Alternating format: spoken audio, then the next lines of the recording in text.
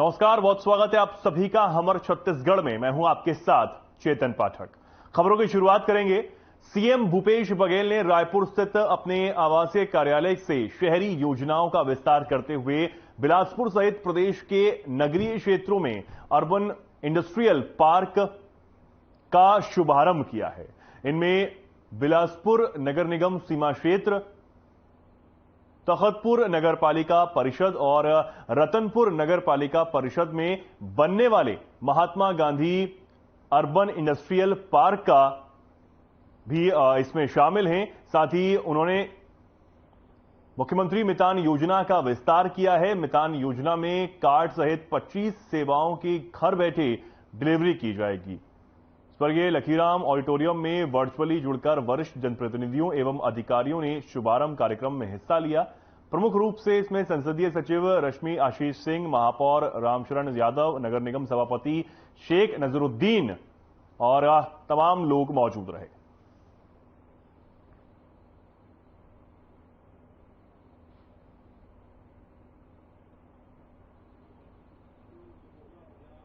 जैसा आप सभी को पता है कि पहले मुख्यमंत्री जी ने ग्रामीण क्षेत्रों में रूरल इंडस्ट्रियल पार्क की स्थापना का कार्य शुरू किया था और उसकी सफलता को देखते हुए अब अर्बन एरिया में अर्बन डेवलपमेंट, इंडस्ट्रियल डेवलपमेंट का उद्घाटन हुआ है। आज लोकार्पण शिलान्यास हुआ है और 2 करोड़ की लागत से नगर निगम क्षेत्र बिलासपुर में और 2 नगर पालिकाओं में तखतपुर और रतनपुर में इसका शिलान्यास किया गया है। और इसमें ग्रामीणों को, शहरी मतदाताओं को रोजगार के लिए साधन उपलब्ध कराने के लिए एक प्लेटफॉर्म मिलेगा जहां पर उनको सरकार सभी सुविधाएं देगी ताकि वो आत्मनिर्भर बने। अर्बन पार्क बिलासपुर में मोक्का में छठ घाट के पास बन रहा है, जिसमें हमारे 700 सिलाई कढ़ाई की मशीनें लगेंगी, जिससे हमारे जितने भी महिलाएं हैं, स्व सहायता समूह के लोग हैं, उनको रोजगार मिलेगा। उसी तरह से चूंकि नदी के घाट के किनारे है तो उसमें नाई समाज, धोबी समाज को भी स्थान देंगे ताकि उनका भी व्यापार हो सकेगा। और जितने प्रकार के जो और प्रोडक्ट है जो आवश्यक है उन सभी लोगों को, अगरबत्ती है, ईंटा है और जो अन्य चीजें हैं उनके लिए भी स्थान बनेगा।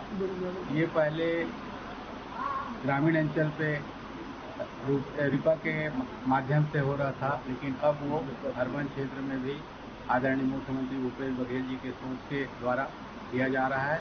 इसमें जितने बेरोजगार साथी हैं, युवा साथी हैं और जो महिलाएं हैं, बहनें हैं, उन सभी को रोजगार उपलब्ध होगा।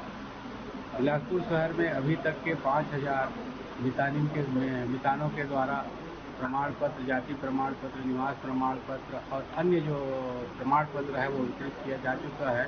आज यह योजना नगर पालिका में शुरू होने जा रहा है। ये माननीय मुख्यमंत्री भूपेश बघेल का ही सोच है।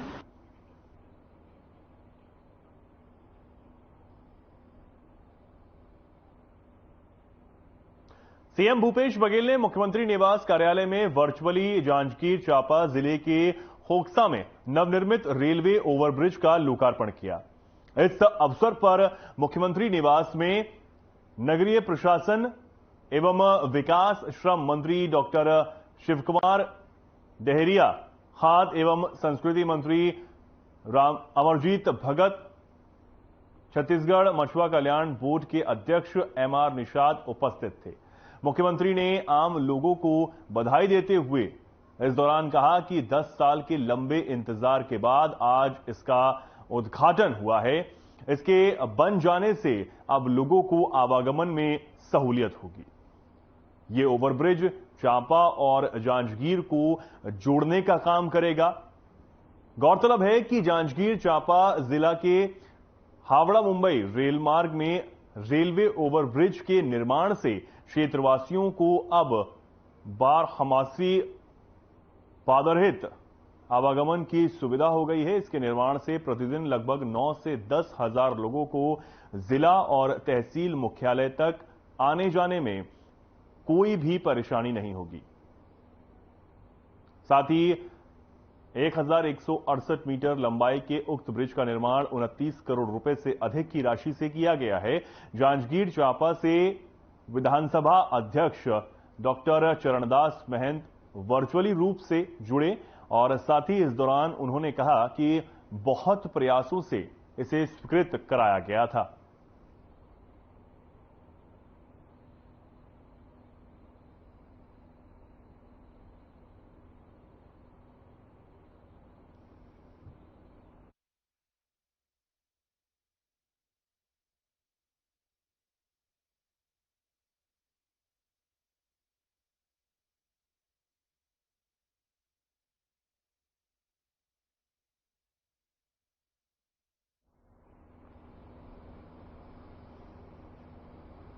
कोरबा पहुंचने पर जिला सहकारी बैंक के अध्यक्ष पंकज शर्मा का जगह जगह स्वागत हुआ।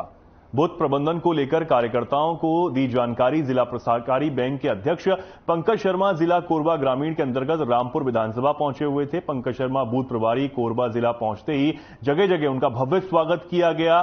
साथ ही सेल युवा कांग्रेस के लवराज, रोहन महंत, अनिकेत पूर्व, अति उज्जवल सिंह, कोरबा जिला सहकारी केंद्रीय मर्यादित बैंक के कर्मचारी ने भी उनका पुष्पगुच्छ भेंट कर स्वागत किया। रामपुर विधानसभा मंडी ग्रामीण बैंक और ग्राम पंचायत कछार में बूथ की बैठक कर कार्यकर्ताओं पदाधिकारियों से बूथ की जानकारी ली गई और बूथ अध्यक्ष एवं बूथ के पदाधिकारियों का चयन किया गया और अपने बूथ में कांग्रेस के प्रत्याशी को ज्यादा से ज्यादा वोट दिलाकर लीड कराकर जीतने का संकल्प दिलाया गया।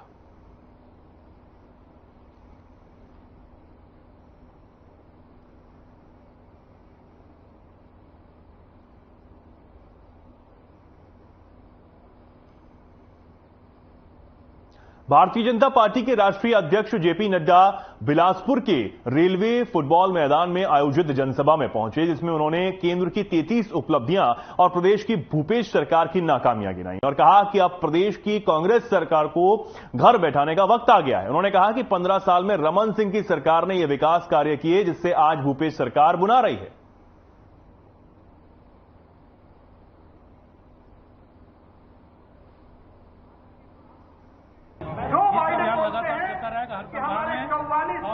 ऐसी बड़े बड़े कार्यक्रम होंगे और कार्यक्रम के तहत हर कार्यकर्ता जुटे जाएंगे और भारतीय जनता पार्टी का 2/3 बहुमत के साथ सरकार आएगी। जितने भी विकास के कार्य बताए जा रहे थे वो राष्ट्रीय स्तर के हैं। छत्तीसगढ़ की जनता इस बात से उसको क्या फर्क पड़ जाएगा? आपको ज्ञात होगा कि भारतीय जनता पार्टी पूरा यहाँ जितने विकास के कार्य कर रहे हैं, यहाँ की सरकार तो एक ईंटा नहीं लगाया 3 साल में और जितने भी विकास की जो योजनाएं थी, चाहे स्मार्ट सिटी के तहत हो, चाहे कृषकों को खर्चा देने की बात हो, सारे योजना केंद्र सरकार ने। छत्तीसगढ़ की जनता जो है, जो किसान है, उनको अभी 2500 रुपए मिल रहा है और 2800 का वादा है। वो क्यों वोट देगी भारतीय जनता पार्टी को? लोग इसको समझ नहीं पा रहे हैं। केंद्र ने 2020 में पहले दिए, उसके बाद बोरा का, सुतली का और ट्रांसपोर्टिंग का सब विकलन मानेंगे तो 2380 रुपया होता है और अभी 182 रुपया और बढ़ा दिया गया है, तो टोटल होता है 2600 रुपया। छत्तीसगढ़ सरकार सिर्फ 200 रुपये दे रही है और अपने मुंह होता चना खाने वाला कर रहा है। आज के कार्यक्रम से सुनने वालों को और जो कार्यकर्ता असर पड़ेगा? बिल्कुल पड़ेगा। इतना बड़े अगर में भीड़ है और भीड़ साबित करता है कि भारतीय जनता पार्टी के पक्ष में पूरे जनता है।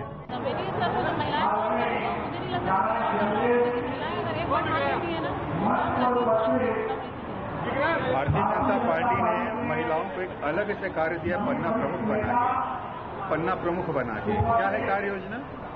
मोदी जी की 9 साल की योजनाओं का बताया जा रहा है और जितनी भी योजनाएं होती है, सरकारी योजनाएं महिलाओं के लिए महिलाएं बहुत सक्रिय है।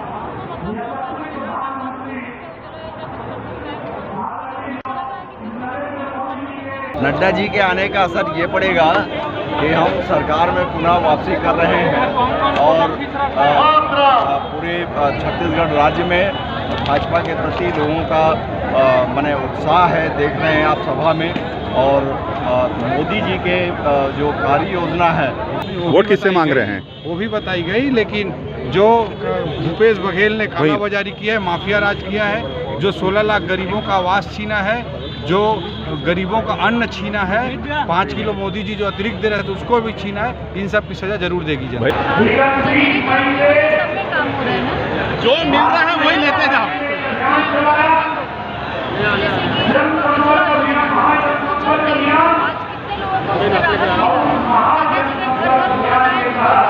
प्रभावित होने वाली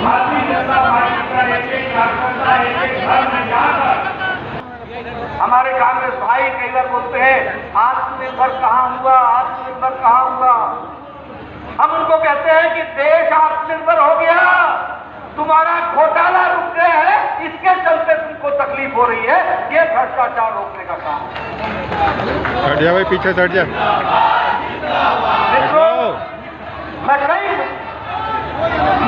मैं कई उदाहरण आपको बता सकता हूं आत्मनिर्भरता का, लेकिन मैं सिर्फ एक उदाहरण आपको देना चाहता हूं। मैं स्वास्थ्य मंत्री रहा हूं। इस देश में ट्यूबरकुलोसिस को, टीबी के प्रोग्राम को बनने में 25 साल लग गए।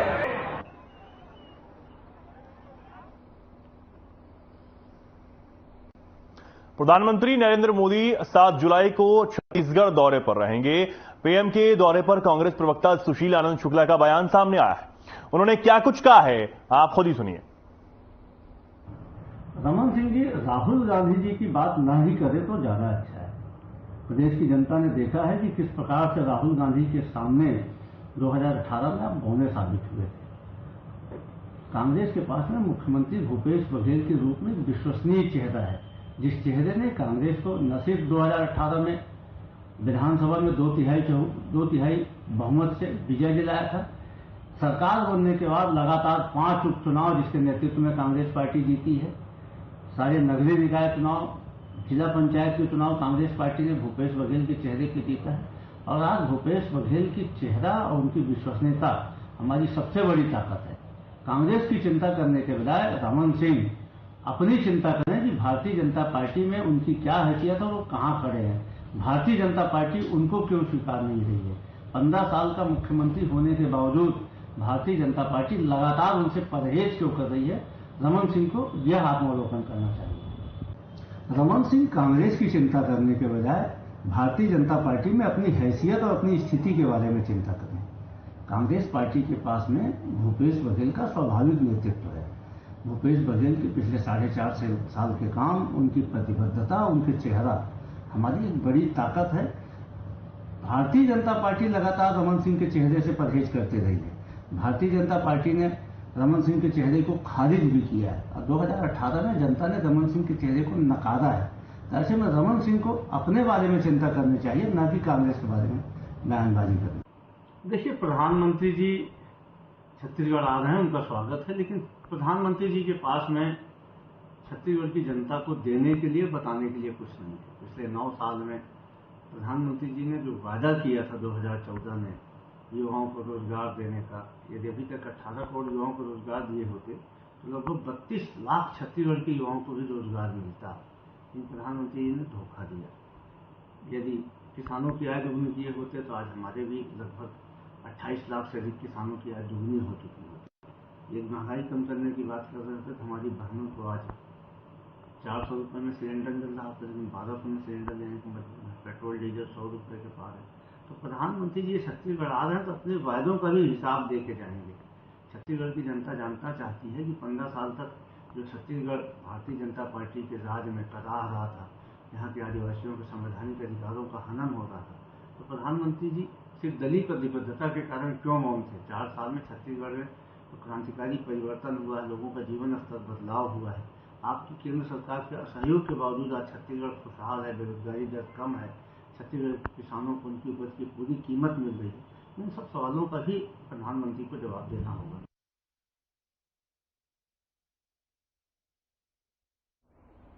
भारतीय किसान कांग्रेस के उपाध्यक्ष ने टीएच सिंहदेव को प्रदेश का उप मुख्यमंत्री बनाए जाने पर बीजेपी की ओर से की जा रही आलोचना पर प्रतिक्रिया दी है।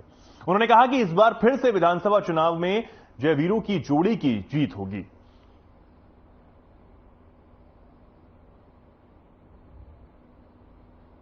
डॉक्टर रमन सिंह द्वारा ये स्टेटमेंट जारी हुआ कि छत्तीसगढ़ में 120 दिनों के लिए डिप्टी सीएम बनाया गया। उनके पेट पे दर्द होने लगा और उसके कुछ मंत्री उनसे सुर में सुर मिलाते नजर आए।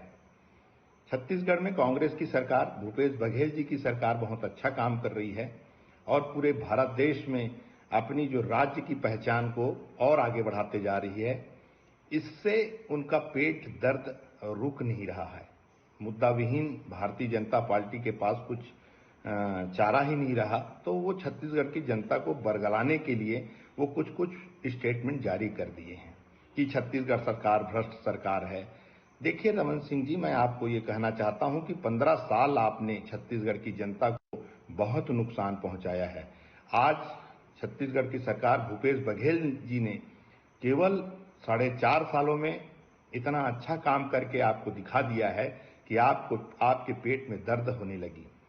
अगर यही काम आप पहले कर चुके रहते तो शायद छत्तीसगढ़ बहुत आगे निकल जाती। लेकिन भारतीय जनता पार्टी झूठ बोलने की मशीन और उनके जो भूतपूर्व मंत्री भी हैं साथ ही साथ वो भी अपनी स्टेटमेंट जारी कर रहे हैं।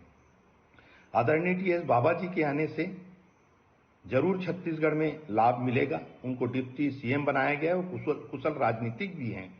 तो मिलजुल कर लड़ने वाली हमारी कांग्रेस पार्टी सबके साथ मिलकर चुनाव लड़ेगी। सबको एक दूसरे की सहारे की जरूरत होती है। आज हमारे राष्ट्रीय नेतृत्व ने दिखा दिया कि हम मिलकर चुनाव लड़ेंगे और छत्तीसगढ़ में दोबारा कांग्रेस की सरकार बनेंगे। और छत्तीसगढ़ में भूपेश बघेल जी की सरकार बहुत अच्छी सरकार है। तो रमन सिंह जी से मैं एक आग्रह करना चाहता हूं कि अपनी पार्टी के बारे में सोचें, उनकी पार्टी क्या कर रही है ये सोचें, ना कि कांग्रेस पार्टी के बारे में।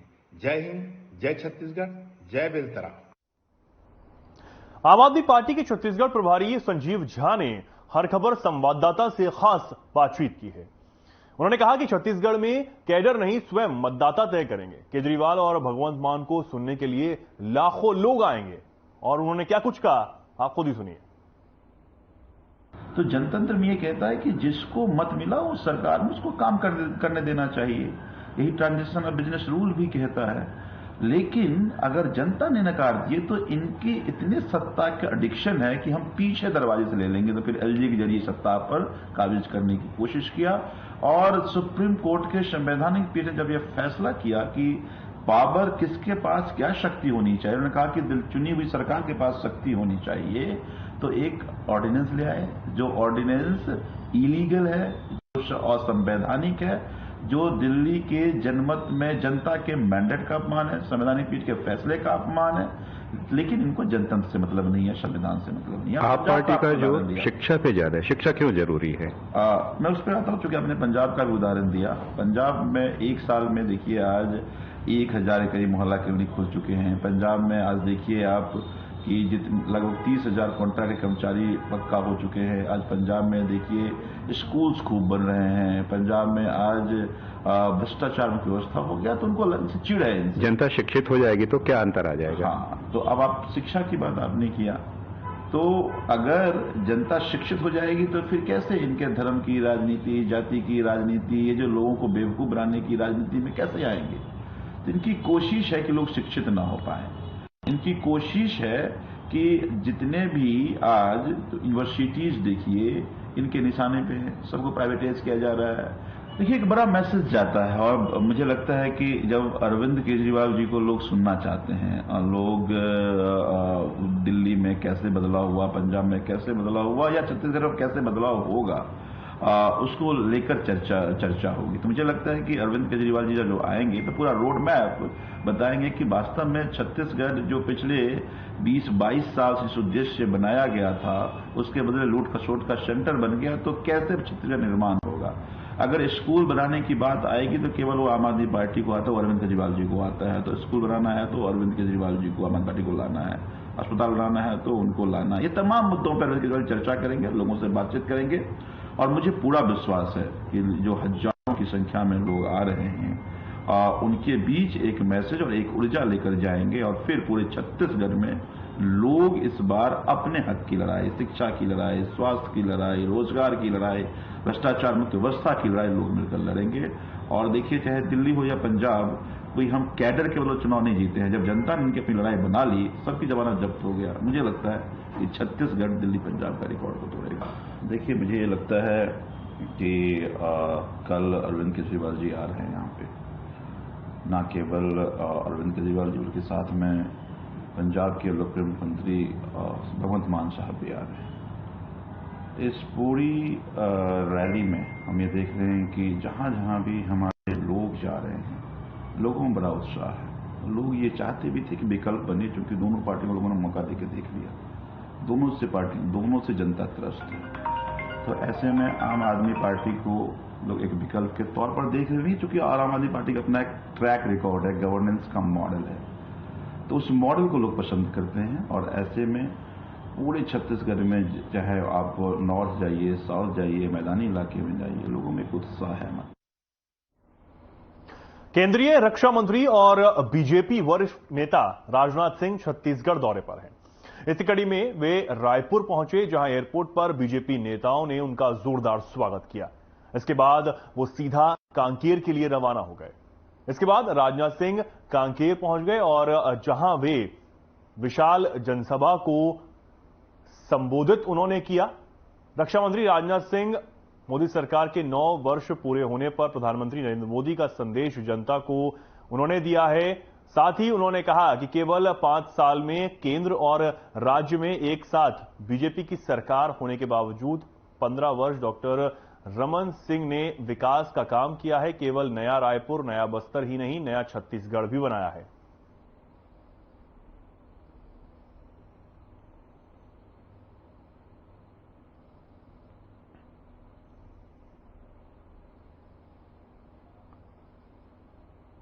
अब खबर बीजापुर से है, जहां महार समाज के लोगों को महार समाज का भवन बनाने के लिए जमीन दी गई है। समाज के लोगों ने विधायक विक्रम मंडावी को धन्यवाद ज्ञापित किया। महार समाज के अध्यक्ष सुरेश चंद्राकर के माध्यम से सारे महार समाज के लोग उन्हें धन्यवाद देने पहुंचे, जिसके बाद सभी महार समाज बेहद खुश नजर आ रहा है।